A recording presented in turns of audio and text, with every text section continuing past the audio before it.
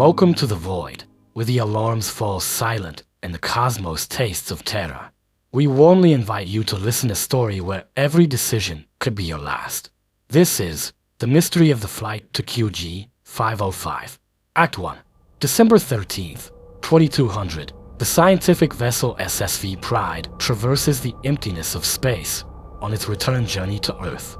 During the flight, it cuts through the reins of a gas giant, and icy fragments begin to strike the hull.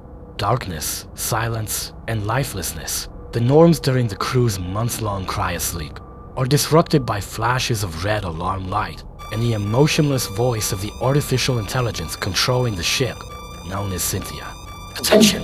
Hull breach detected. Sections 3, 4, and 6 severed. Attention! Hull breach detected. Sections 1, 2, 3, 4, and 6 severed. Attention! Explosive gases detected in Section 5. Personnel evacuation in progress. In the walls of the hibernation deck, patches of rescue capsules open like the pupils of giant eyes, gradually receiving cryochambers with sleeping scientists. One by one, they are ejected, beginning their silent journey towards Earth with hopeful, unaware passengers anticipating swift awakening. Unfortunately, the last one is knocked off course by a jolting explosion on the deck, directing it towards one of the planet's moons. It was a mostly barren world, with sparse dense forests and grassy hills. It was already night when metallic splinters began to whistle through the starry sky, disturbing the silence reigning on the surface. Hearing this, grazing on one of the hills, reminiscent of a fusion between a cow and a lizard, the onboard computer struggled to bring the capsule out of its nosedive. Its underwater systems failed to respond to extension signals. Unfortunately, there was no time for another attempt. The systems were failing one after another. The landing occurred on a desert terrain, the sands cushioning the fall, saving the passenger within it.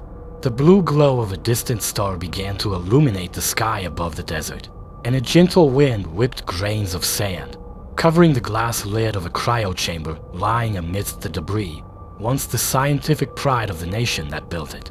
The chamber opened with a hiss, and on the fading monitor next to it, the last message was displayed: awakening process completed, before fading away. Inside lay a 40-year-old man, whose gaze struggled to adjust to the sharp, headache-inducing light. His first words were directed at the system. "Cynthia, dim the lights, you're blinding me." In response, he heard only the wind's murmur. He repeated the request. Again, no answer. Sitting down, he opened his eyes in horror, realizing his situation. Before him stretched the desert, with a blue star beginning to dominate the sky alongside a gigantic ringed planet. He himself was in a half-broken evacuation shuttle, where he found some dehydration medication and his old Corps of Colonial Marines uniform. He still wore it, though he had long left the Corps. He looked in the mirror, not resembling his former self, his once athletic soldier's silhouette slowly transforming into a scientific ball of fat. But that was the fate he chose. For a moment, a question popped into his head. Am I still human, or just its imagination? Closing the cabinet, he vomited. Damn cryosleep. Always the same curse, muttered the passenger. Leaving something that had saved his life, he looked around and followed a trail etched in the sand, surrounded by a field of debris from what was once his temporary home, towards the black smoke looming on the horizon. After about an hour, he reached the first large section, a massive octagon embedded in the dune, appearing like a steel cave. Broken cables entwined its entrance like vines. He cautiously pushed them aside, stepping inside. Despite the destruction, he recognized the place. It was the deck of the Pride, which had been his home for the past few years. However, under the light of a flashlight he found nearby, it seemed alien. The metal black walls absorbed every ray of light, some panels of the lattice ceiling, concealing kilometers of cables until now, hung disheveled. He struggled to adjust to the sound of sand pressing against the structure. He systematically searched the rooms. To his surprise and relief, he found specimens they had been studying still contained in glass containers. At least that abomination hadn't escaped, he thought, looking at the black ooze in the jar labeled Evolution Accelerator. A beautiful name for something that turned any creature it came into direct contact with into a beast. On the floor of the destroyed laboratory, he also found a functioning tablet with descriptions of the research results he had conducted. With a smile, he tucked it into his pants pocket and ventured deeper into the steel cave, seeking answers. He paused for a moment before entering one of the rooms, as his mind was struck by a destructive tsunami of memories from the times when he was still a soldier. Silent screams of the wounded and dying comrades echoed, displaying their faces to him, those he had to leave behind. Half-dead companions attached to the walls, nests of those creatures, full of awareness of the fate awaiting them. He still heard his son's voice in his ears. "Kill me." He had no ammunition to finish them off. "These demons will never stop haunting me," he said. In the armory, he found pulse rifles and a motion detector, strange equipment for a research vessel. He smiled as he loaded a magazine, and the metallic click echoed in the metal emptiness. Suddenly, sounds different from those heard so far emanated from the depths of the corridor, reminiscent of the sharp claws hitting metal somewhere in the bowels of the ship. He knew that sound well. He had heard it before. As he drew his weapon, his fingers gripped the handle, and his cheek pressed against the stock. Slowly backing away in a trained manner, he aimed, checking every corner of the abyss he left behind.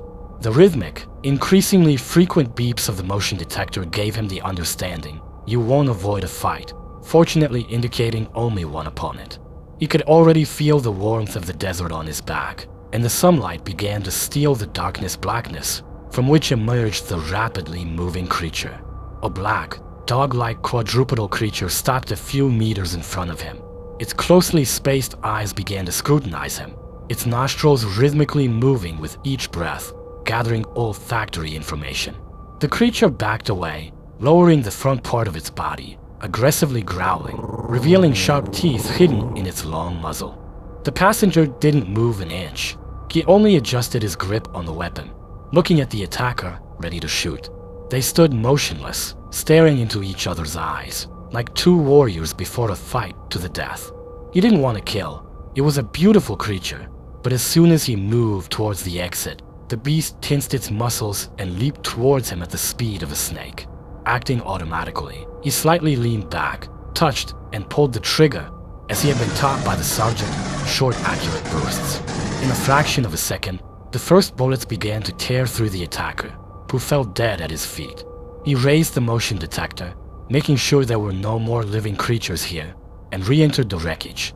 He had no way to destroy the accelerator. He had to take it with him. The sun was already setting as he searched for something that could serve as shelter for the night. He found the ship's black box, sat down, connected the tablet, and hesitated for a moment before turning it on. But curiosity prevailed. He wanted to know why he was in this situation, what caused the disaster. He replayed the entire sequence of events. Visible on the schematic were the points of hull penetration, commands to close the bulkheads, cutting off the damaged sections from the rest of the decks, evacuation orders, and the list of those who didn't make it. With horror, he saw the name of the person he had been friends with for years. Poor John. His wife was expecting their second child. He was looking forward to seeing him upon his return. He didn't want to fly. He sensed something. He always had a nose for trouble. We called him the Oracle because he rarely was wrong. He turned off the device and, lost in thought, gazed at the rings dominating the sky. He kept asking himself why. He knew the navigator. He couldn't have been that wrong in setting the course.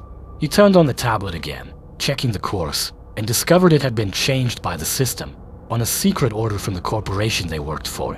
He fell asleep with the thought. I always looked in horror at the world around me, at the greed, the aggression of one man towards another. For a few more credits in the pocket, for the glory of the corporations luring us with visions of wealth, giving only a pathetic life for the scraps we fight for like starving dogs, somewhere on the fringes of the universe. Is this truly what we are, the starving dogs of our corporate masters? The hatred that surrounded me from all sides, which I saw in every media broadcast, it's the misery of the people radiating from it. This darkness engulfing me more and more, depriving me of any hope for better days. I, too, was one of them, a soldier fighting for my country? No, not for the country. It had long become a puppet. I fought for the interests of the corporation. Everything surrounding me now, what happened to me, is a punishment for what I did while in the Corp, for all the evil I caused working as a scientist for the corporation.